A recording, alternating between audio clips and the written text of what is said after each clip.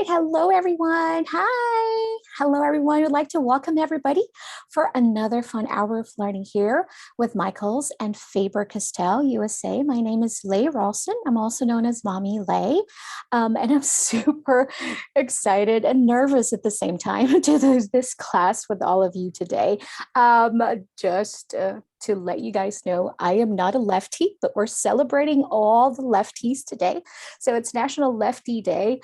I am right-handed, so I had to practice and I had to struggle to even do a little bit of stroke to show you today, but we are going to be learning together and I'll share with you a lot of things I have learned while practicing. And I think some common mistakes that even left-handers and even the right-handers are doing when it comes to lettering. And I have been doing lettering for the last 10 years, and it's really my favorite thing to do other than doing cute characters and drawing cute characters. I love to letter. I love to letter for DIY projects, for cards, for my kids, and just my journals and my notebooks and planners. It's truly became such a passion. And at the same time, it's also something I do for a living now. So I'm really blessed, and I'd love to bless you with the things that I've learned through the years. So we're going to move over to the overhead shot and let's get this class started. Okay. All right, here we go. Here, I have actually shared in the chat section some of our past creative lettering worksheets that I have created for Faber-Castell. And Faber-Castell is super generous with sharing these worksheets with all of you. You don't have to print it right now. You can print this later and practice with it. Keep it in your, desk, in your office, in your journal, in your practice notebook. I have a very big one here. This is a Leuchtturm. Here I am again. I'm going to have a lot of fun saying the word Leuchtturm.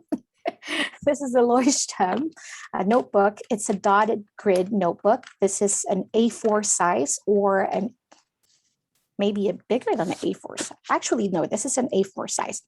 So I'm going to practice on this one. If you have a smooth paper or just a paper with you, but we're going to talk about how important it is to have some smooth surface to practice on. And today's class, I am also going to be using my favorite Faber-Castell Pitt Artist pens. We'll talk a little bit about these pens before we proceed to the class. So the Pitt Artist pens are water-based India ink. Okay, so India ink is waterproof.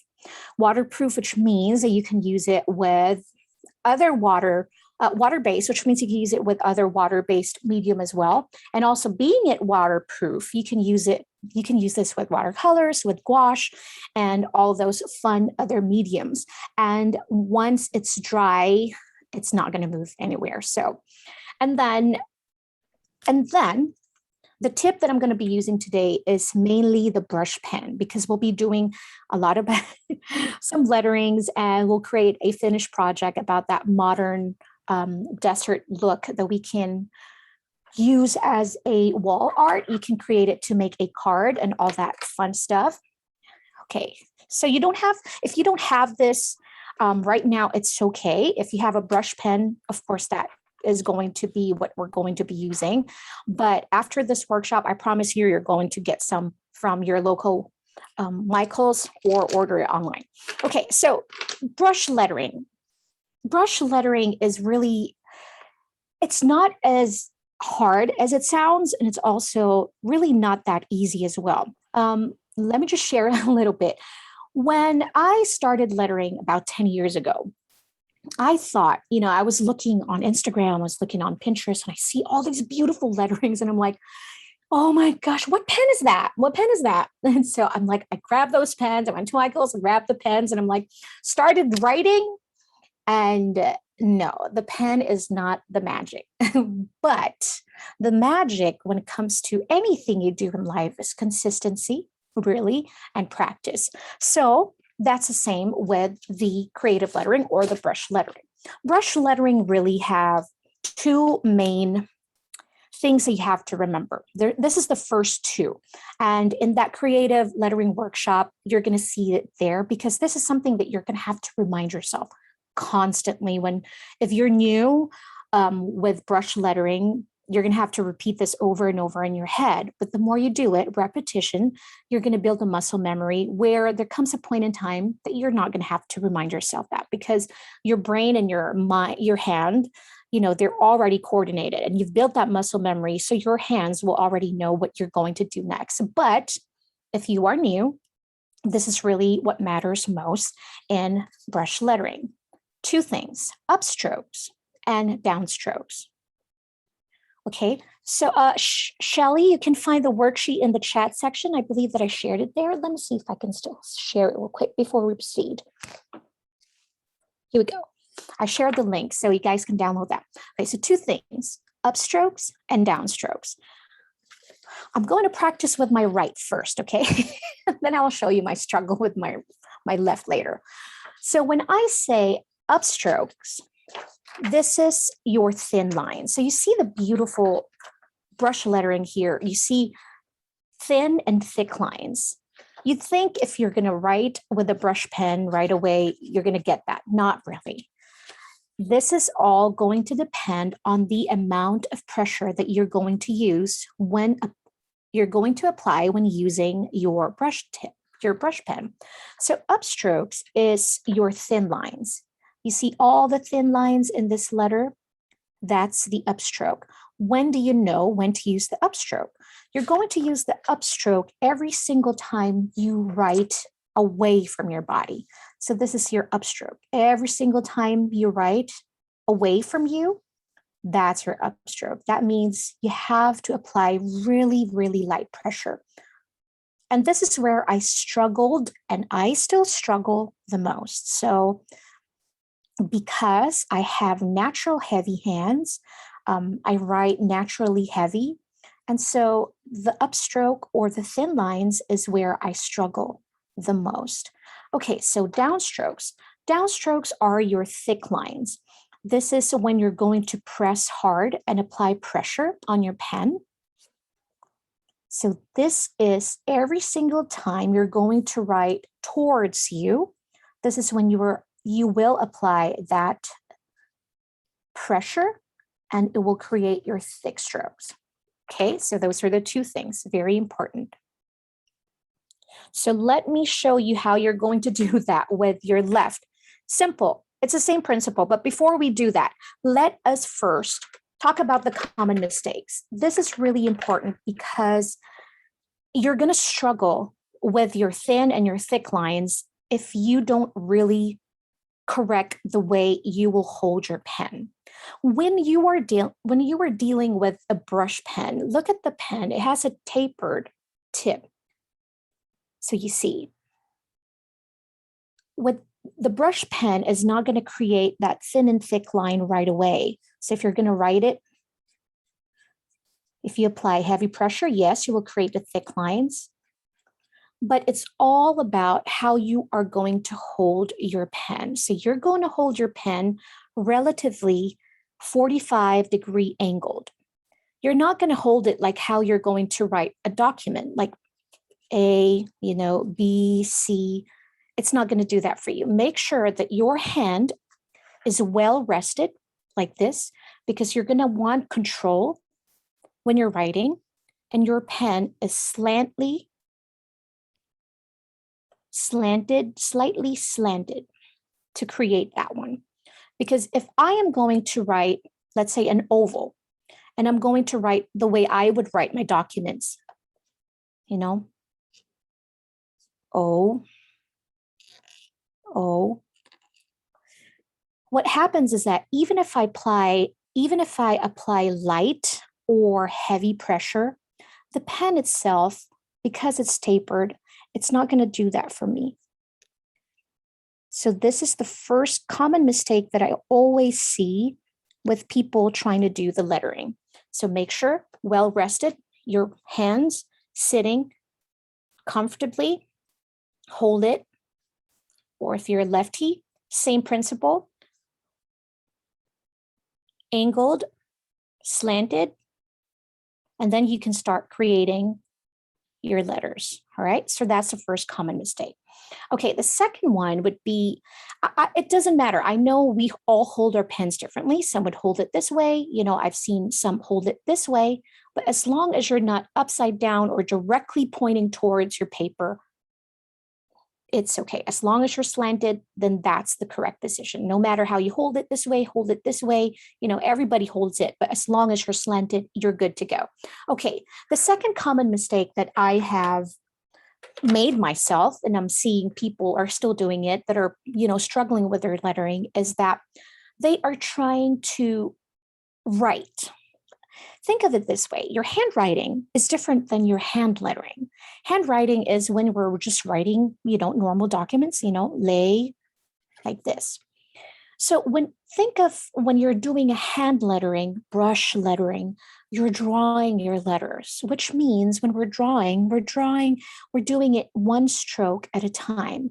Notice how I'm going to do the letter A. So instead of me writing my letter A this way, that's wrong. This is going to be composed of two strokes. We're going to do the oval first. And then we do this. See? And also, third common mistake is lift your pen off your paper. Notice how I wrote the letter A. I just wrote it as one, like that. But the proper way to do it is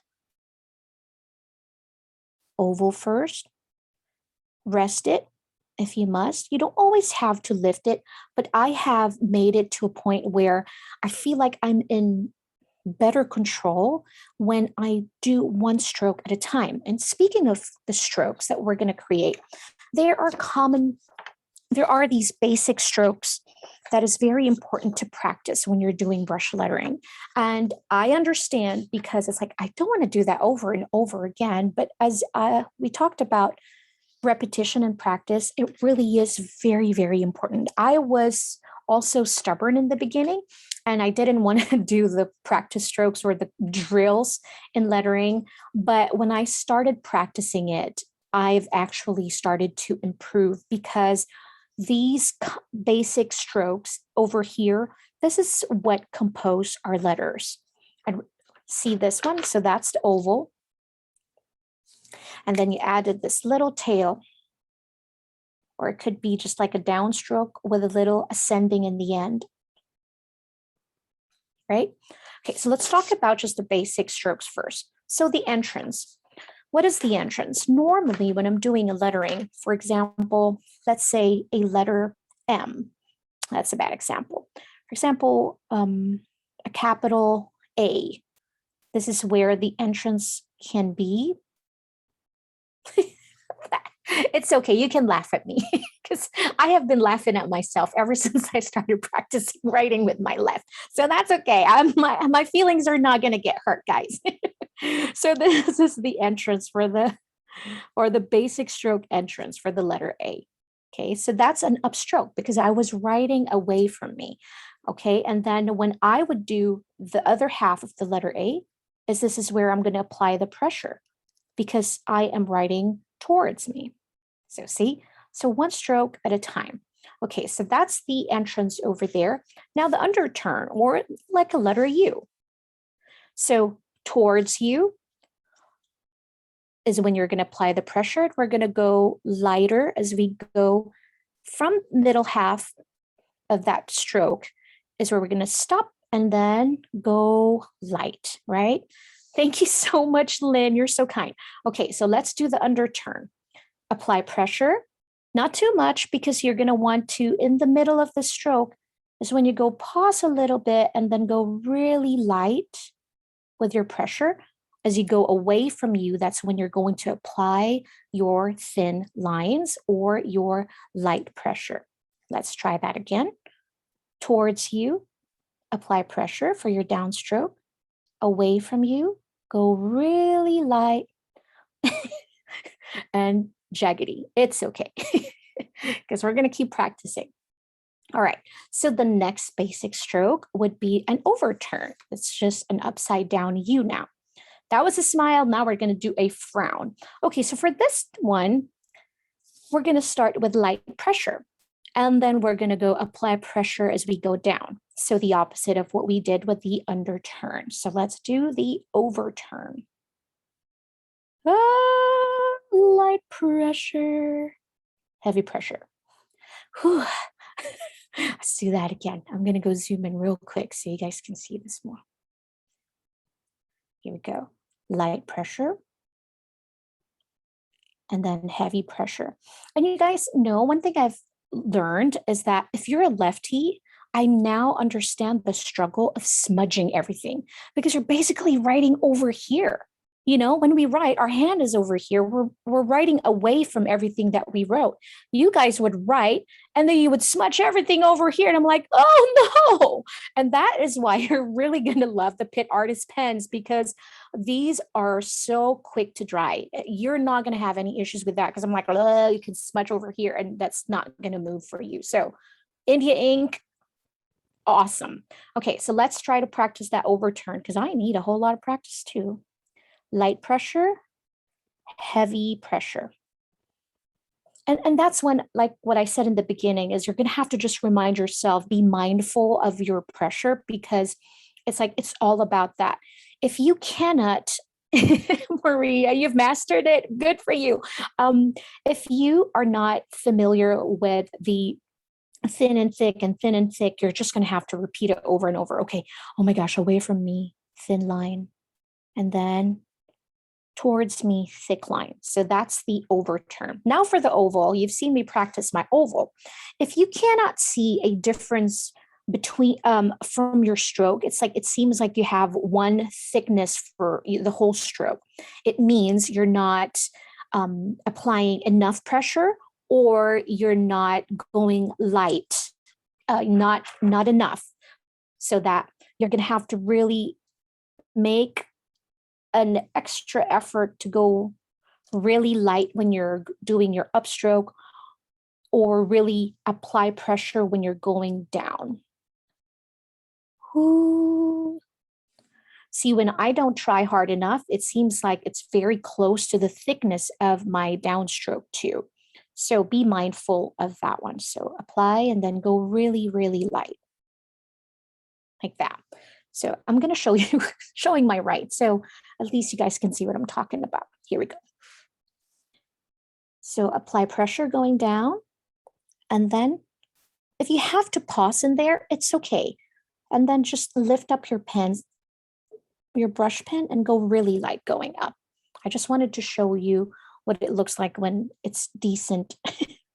Okay, so let's do the underturn first with my right. So here, and sometimes I pause in the middle of my stroke, my letter, and it's okay.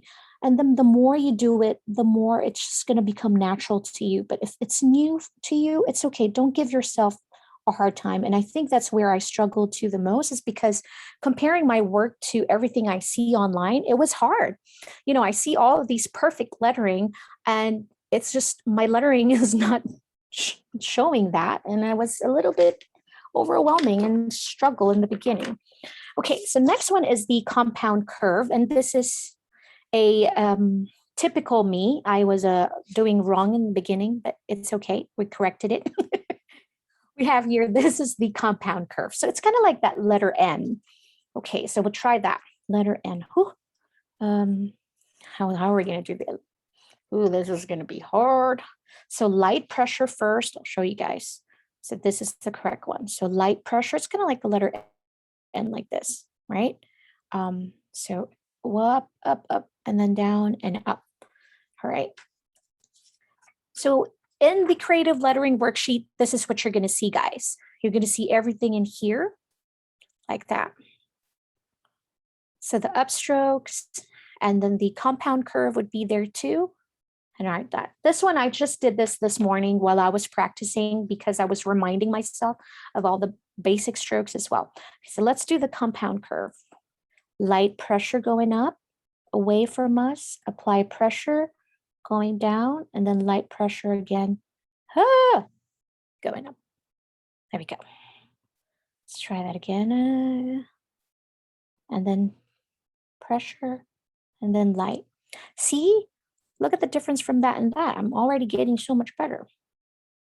light, heavy, light. It's just shaky. And if your line is shaky, it's okay. My lines were super shaky when I was starting to. Okay, the next one would be the ascending and then descending. Okay, so it's kind of like when you're writing a letter D. So when you're writing a small D, you do with the oval first, right? It's kind of like that. And then you do the ascending. So that's where the ascending would come in. That's why all of these basic strokes were important, because if you combine these basic strokes, that's when you're going to compose your letters. So when we do the ascending with our left, we do the loop first. It's kind of like here, go light, because I'm writing away from me, and then towards me is when I'm going to apply the pressure. Okay, so let's try that again. Away from me, light, towards me, pressure. Wow. Away, light, and then apply pressure. There. So that's the ascending. And then next is descending. So this is when it's kind of like your letter G or the other half of your Y. So when you're doing a letter Y, kind of like the letter D over here. So we're going to do the underturn first, right? And then this is where the descending stroke would come in. We're going to add this, that, and that is equals to our letter Y. See? So one stroke after the other. So let's try that descending with our left so you can see. So you start with a downstroke first or a heavy pressure. And then you apply light pressure and do the loop like that. Okay, so apply pressure going down, go light, doing the loop. There we go. So that's the best example to do that. So if you're going to do a letter G, so you're going to start with your, which stroke would be the oval. Okay, so we do the oval first for a letter G, like that. And then we're going to do the descending here, add it. So that's the letter G. All right. So remember that common mistake that I was showing you earlier, because people would do this and they would not lift their pen and they would just do it as a letter G this way. So don't do that. Just try one stroke at a time. Oval first, and then add your descending over there. Okay. So the more you do it, the more you practice, it's just going to keep getting better. So basically, those are just the basic strokes that you need to practice over and over again. It's really, really important to practice that before you can start creating a masterpiece of, pretty lettering and all that. Hold on one second. Let me see. So the one that we are going to do today is we're going to do a modern. What if you don't have a brush pen? Then if you don't have a brush pen, you're not going to have to worry about your pressure. That's what I was talking about. Guys, creative lettering is not really about just using a brush pen. You can do pretty letterings without using a brush pen. You can use the Pit Artist comes in with a lot of different tips. So they have the brush, they have a soft brush, they have a chisel tip, they have a soft chisel tip, they have a medium, they have a 1.5, they have a fine, they have a super fine and extra super fine. So let's say if you don't want to mess with the pressure of using a brush pen, I understand that struggle. I do highly recommend, though, checking our past workshop that I did for Michael's and Faber-Castell. It should be on Michael's YouTube channel. It's called Faux Calligraphy, or the fake calligraphy. I'm going to use my right hand here, guys, so you guys can we can go ahead and at least be normal. So remember the two important things we learned earlier. So the upstroke, it's still going to be important here, not because you're going to apply pressure, but it's important because you're going to have to remember where to add the downstroke. And what I did was, remember, let's say a letter G, still the same, my oval, and then my descending, right? Do a loop there. So when do you apply the downstroke? Because you don't have a brush pen. Sometimes I still do this, and it's okay. You're going to have to just follow, kind of like did what you did again without putting your pen down. So kind of like, okay, this is when I did my stroke towards me. So what you're going to do is choose one side. I always choose the right side of my stroke. So I'm going to add a little bit of line here, double line, right? Because this is where I created that downstroke, or when I wrote towards me. So this, I wrote towards me too. So I'm going to apply another line over here on the right side, like this. And then we're just going to close this in. And now what we're going to do is we're just going to fill it in. Fill that part in. This much might just take just a little bit because filling in, but then you can use your brush pen to just fill in those areas so you can fill in a much bigger space at a time. But you don't have to worry about and struggle with the thin and thick lines while you're doing your strokes or while you're doing your letters.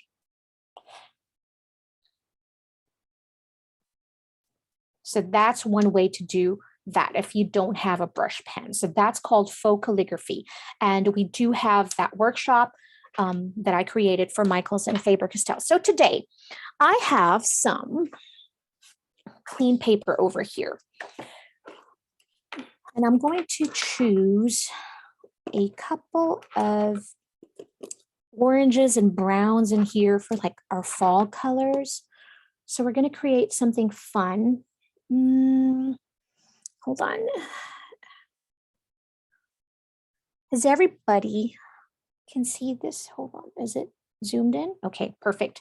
So for this theme, I chose some orange, burnt oranges and browns and a lot of warms. We can grab some greens also so we can create a cactus as well. So a modern desert wall art. You can, if you have like a 5x7 cardstocks, that would work well. I have just a piece of clean, smooth paper.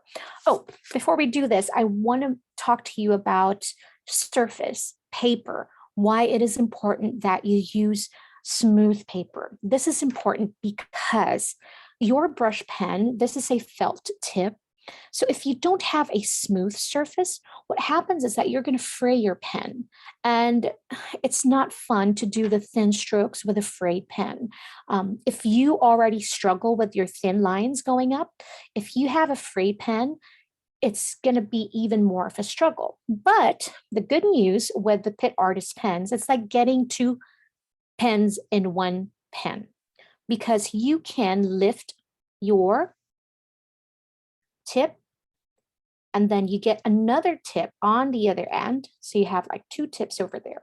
So I'm going to do my fingerprints. So make sure you grab something in there.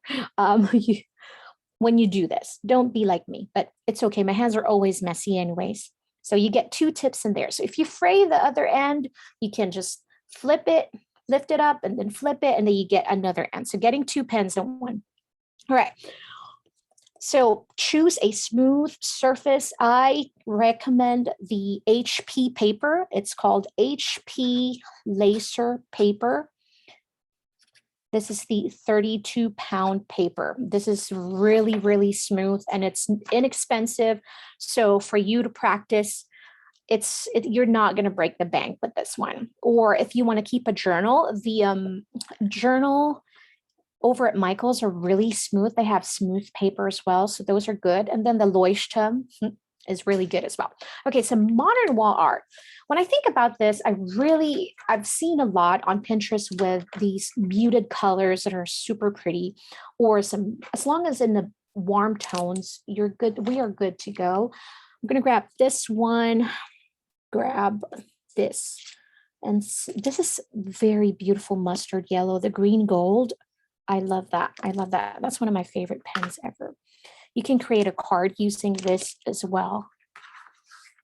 Just gonna do this half. I have ink all over me.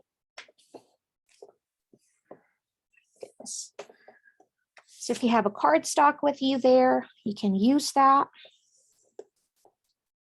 When I think about modern wall art, now everything is like all about patterns. We can create patterns. You know, I always say this on my social media, Instagram, Facebook, and all that. To become an artist really is like, you don't have to be, or to be creative. To be creative, you don't have to create like super extravagant things in the beginning, but the more you do it, the more you use your creativity, the more you have. So it's like I've started doing these workshops and I'm like, what am I going to do for the next workshop? You know, it's kind of like sometimes it's like, oh, what am I going to do? But the more you keep doing it, the more ideas would come to you and you're just going to have fun. So for this one, it's really simple. We're going to make blobs. I call this blobs because we're literally going to be making like blobs of colors in here. If you're a kid, you can do this, right? So even if you're a lefty or a righty, you can do all these shapes. We can do that. It's like, think of it like pieces of puzzle without the sharp corners. So sometimes you have to do this. Think of it like an ice cream flowing also. Icing, it can be an ice cream melting. So that's all we're going to do. We're going to create those shapes over here, but we're going to create a border because we want to leave a negative space in the middle. And that's where we're going to put a quote, an inspiring quote, or a message if you're creating a card. So let's flip that one up so you guys don't be bothered by that. Okay. I think I've cleaned my hands. So when I do this, I want to start with the lightest color that I have. So in this instance, we're going to use this one. This is a dark chrome yellow 109, right? So we're going to think of it as like, okay, it's up to you. It's up to you how big you want one color to be, but we're going to stick with the rules of 3. So I picked 3 colors first. So I'm going to start over on this end. So start with the lightest color first. We're just going to do that. And just go one way only. So if you're going to go vertical, stick to vertical. If you're going to color it in horizontal, stick to horizontal. Okay. So we're just going to fill in, and this is very relaxing. It's like you're in a trance coloring things in. It's like being a kid again. I was just talking about that earlier. It's like being a little kid again and drawing and just making something and being in the zone. So color it in, and look how, even when I'm coloring, look how slanted my pen is. I'm not just using the tip of my pen. I'm using the whole body of this brush pen. I'm gonna go zoom in so you guys can see. So when you position your brush pen like this, like 45-degree angled, you're going to cover more areas because you're using the body of the pen instead of just the tip of the pen. All right. I'm going to add the yellow over here to my left also, and just create your blob like that. You can be as random as you want, or you can, you know, make it even, everything looks the same, but I'm more of a random person. I just kind of go with the flow. When I'm creating something, I try not to overthink things too much because I think that is where everything mess up. When I'm trying to overthink things, it's like, it doesn't give me the same results as I would like it to be because it's like everything is like so tight, so heavy. I don't know, maybe it's just me, but try that sometimes. It's just free flow. Like, okay, no one's going to judge our work today. I am not going to judge your work. We are just having fun. Okay, so I'm just going to color it in.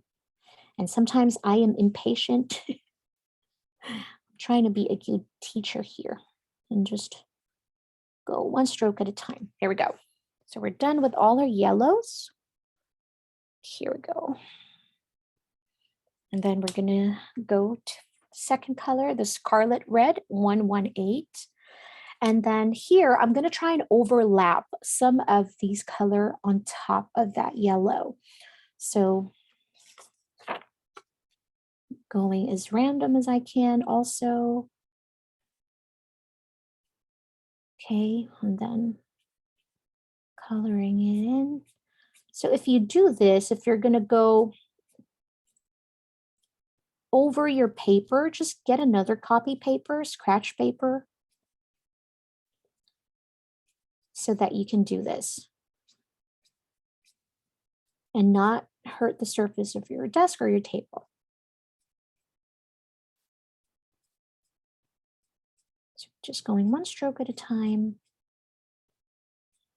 And this is why I chose the light color first, because I knew I was going to overlay my colors and it would be easier to put a darker color on top of a lighter color instead of going dark first and then cover it up with a light color. That's much harder. Okay, so for this one, I think I'm going to create more like this. And then color it in as well. You'll be amazed with how much of these shapes would actually look so cool after. And you're like, what? That was cool. And it's fun and it's easy. It's just simple. All right. And then this one, I think I'll create a much smaller shape over here. I use this for my journals also. So just creating blobs like that. And then this one, I'll go like that.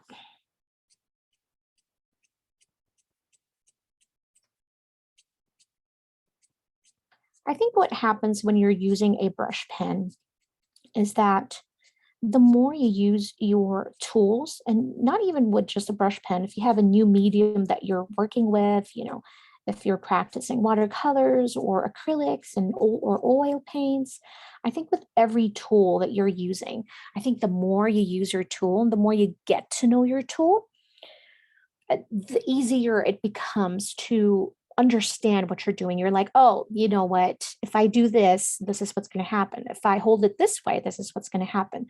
So just kind of get to know your pens or your tools and just use them, because I am guilty of this. I keep buying, you know, new pens and new mediums. And then once it becomes a little hard and difficult because I don't understand what I'm doing, that's when I'm like, you know what? I don't want to use that anymore. I'm just going to use what I have that I am most comfortable with. But the only reason I became comfortable with that medium is because I used it a lot. So, all right, now I think we have enough of that orange, that burnt orange. So that was the Scarlet Red 118. Okay, I am going to move forward to the Raw Umber 180. Okay. And I'm going to go over here. Do you have a favorite autumn quote? If you do, I will pick one, put it down in the chat section, and that's what I'm going to write today, if you'd like. I love fall. I love the reds and the orange, and I wish we have those deep plums over here in Northwest Arkansas area, but we don't. And so I am jealous with some of you guys, I might have those deep plum colors. We only have like reds and oranges, but they are so beautiful. We have a lot of trees here in our area, and when it's fall time, it's just wow. It's so beautiful. Okay. Let your ideas bloom. Oh, of course. That's pretty also. Okay. What do you guys think I should do with the bottom? Let's add brown here, like a little blob in here, like that. And then just color it in.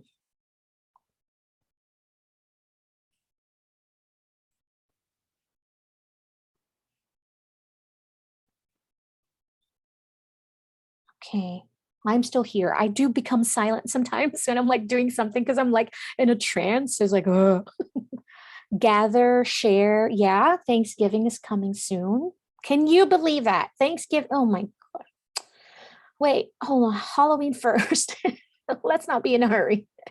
Like my daughter Rain, she's 11 and she has this already a countdown in her phone that like countdown to Halloween. She's super excited. I'm like, child, let's do back to school first. Little kids. All right, I think I'm missing some of the browns in here, so I'm going to overlay just a little bit of the brown. I'm going to go maybe like this. Just keep putting it in a chat, and I'm going to go look in a little bit once I'm done with these. All right. I think I'm good. I think I want to add a little bit of brown here also. So just look at your work, kind of like look at it in a whole and say, analyze the colors, analyze, some of the negative spaces. Like here, I think I'm missing some browns over here too. So I'm going to just add a little bit of brown for here. Oops, just be careful. All right, and then I think I'm good. I want to add some orange in here, so I'm going to go back and use my lightest color and just add a little bit. Okay.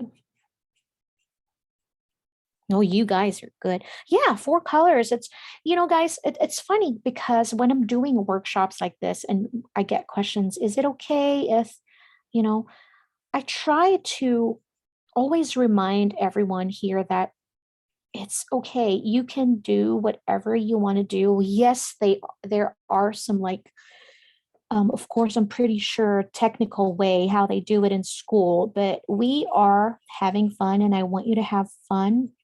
You can use whatever colors you want. You can do it like a summer color, you don't have to do it this way, what I'm doing. And I don't know if it's just me, but my struggle is knowing when to stop. When I'm like adding stuff like this, I'm like, okay, Lay, calm down. I think you're good. I just don't know when to put my pencil down. Teacher says pencil down. Okay, so I think I have enough. Now this time, this is optional. You can do this or you don't have to, but for some of the bigger shapes that we created earlier, I want to go over them and I want to create like a messy border around the colors. I have here the extra super fine of the Pit Artist. This is really, really thin. So if you have like any pen that are thin or any darker colors, if you have like a brown, dark brown, if you want to use a dark brown or a black, you can use that also. Okay, so I'm going to start with some of the darkest ones I have. And I'm not going to go over where my orange overlaps. So I'm just going to go where the first color is. So I'm going to stop here, or I'm going to start here because the orange is there. So I'm going to go over here. Just go loosely as you can, as loose as you can. Yes, so these are all Faber-Castell. It comes in many different colors. I believe that the Pit Artist has 60 colors. Miss Jennifer, you can correct me. The brush pen. Okay. I don't know how to start this one. I'll go like this. Yes, you're like that. 60 colors. 60 colors of the brush Pit Artist pens. Go. There. Okay. All right. And then another one. All right. So this time, next step would be with the oranges that we have, instead of a line, I'm going to make dashes. Okay. So it's going to look like it's been stitched. And I really like this technique. So just go dash F one after the other. Let's zoom in so you guys can see what I'm doing here. All right. So one, I'm just going to go make this. And I'm just following that shape we created.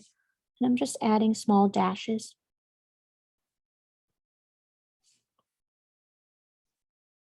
And I'm not going to go over our third color or the dark brown that I used. So I'm just going to stop there. Then I'll repeat the same process for all of the oranges that we have.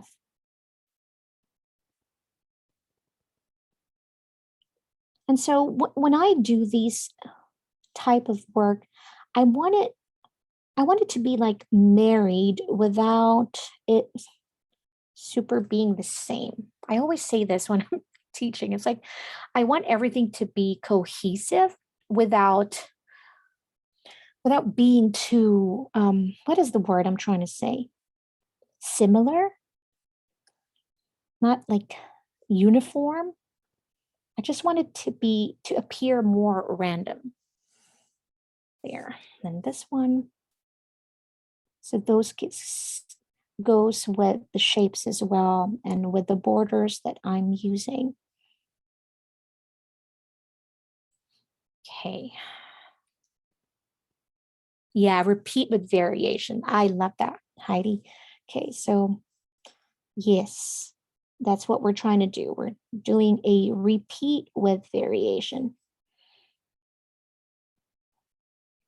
There. And the browns, it's going to be different too. Here. So it looks like it's stitched. Okay, like that. Let me flip this one. There. Ah, I like it. So now with the browns, remember what we did with the first one with the orange or with the yellow. We did one. This time we're going to do 2 lines. Okay, so this I'm going to go as loose as I can. So I would even go over and overlap the brown color like this. Let's try that again. So I did that. I go over and inside and just kind of like really creating like messy lines, messy borders around it, around that shape that we created. Okay, like that. And then repeat that same process. Go overlap it that way.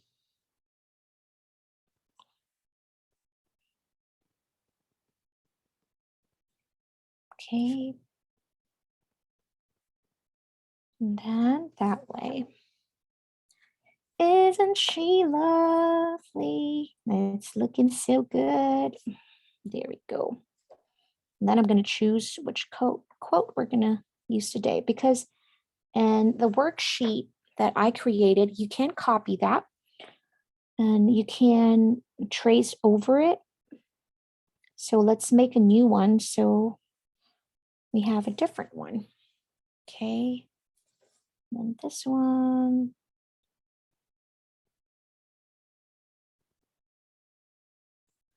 You can stay inside your shape or go over those, and that's okay. I have one last one here. Okay. All right. Ooh. All right. Okay, I'm going to go over the chat real quick and see what we're going to write today.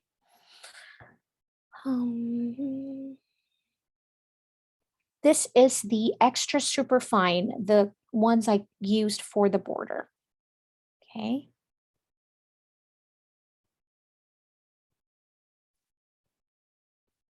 Ooh, that's long, but I love it. Every sunset brings the promises of a new day. Now we're going to have to use a dark color for that one here. We're going to use a black brush pen. Okay. And guys, I'm going to cheat for this one. I'm going to use my right. Okay.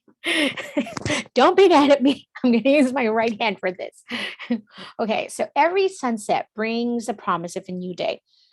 When I am composing a quote like this, for example, I love to kind of like write it down first. So, and I did a workshop for this one also about composition. Okay, so every sunset brings,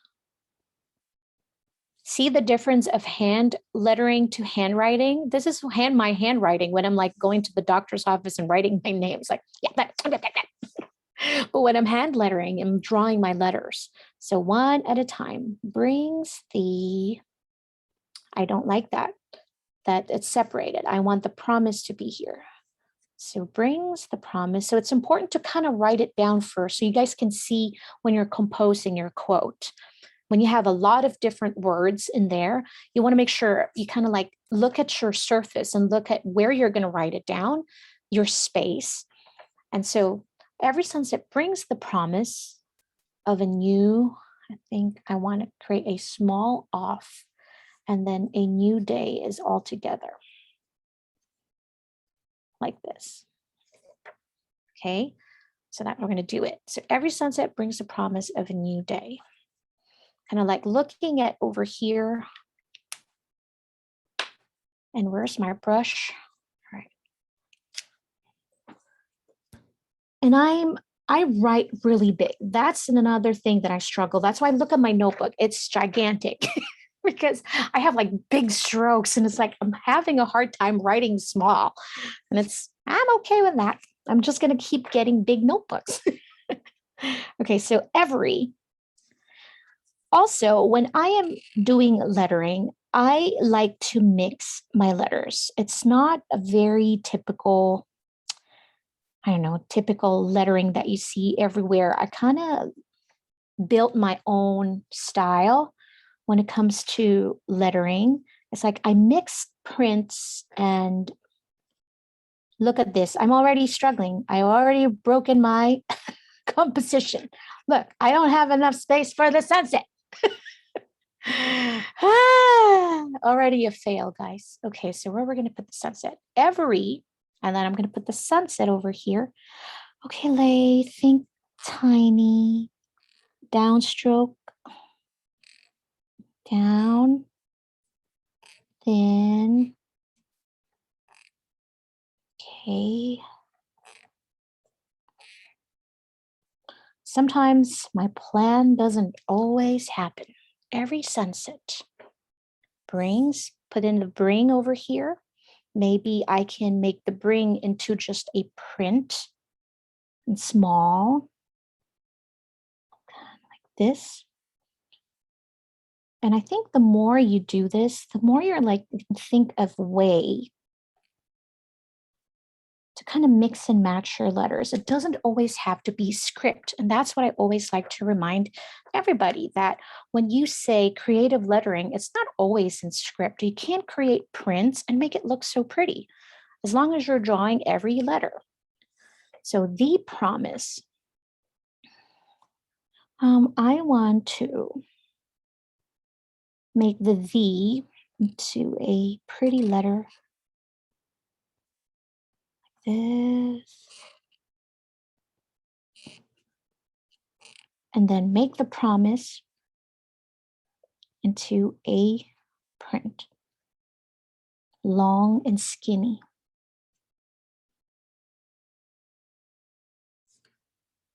I'm using the same brush for everything, but notice how, you know, you can create skinny and wide. It's all about the pressure that I'm using when I'm applying, when I'm using the brush pen. It's all about the pressure that I apply. Every sunset brings the promise of a new day. I think I'm going to do of a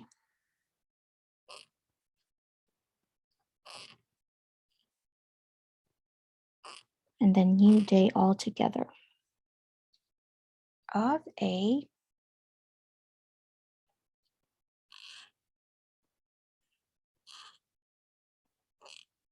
new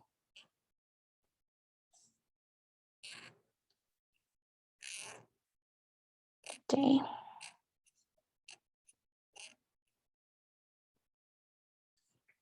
Yay, we did it. We did it. Okay.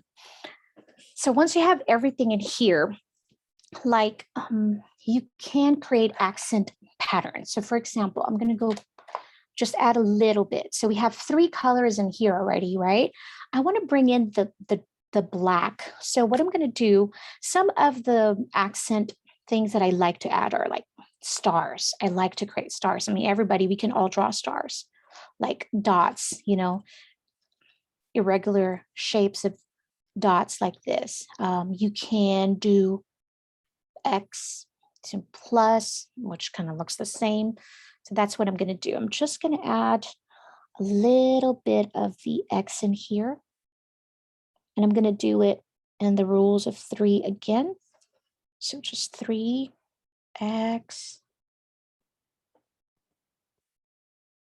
Make sure that they're spaced out or compact. It's up to you. There.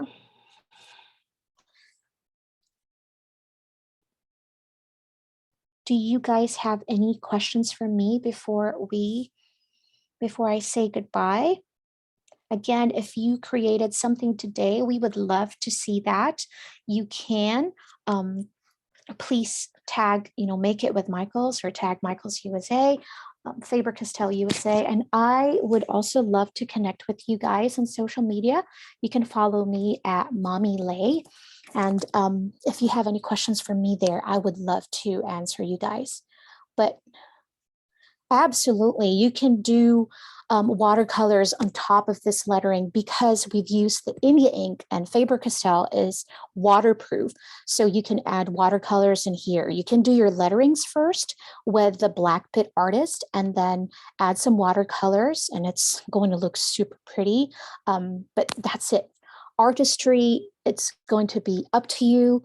Play around with your tools, keep practicing repetition, and those basic drills, the brush strokes that we created, really important. But we want to thank all of you for joining us today. I had so much fun. Thank you for doing this with me. And I hope that you stay creative and stay happy. And I hope that you join us again for more classes in the future. But please, for now, stay well, be well, stay healthy, and be safe. Thank you, everybody. God bless you all. Thank you.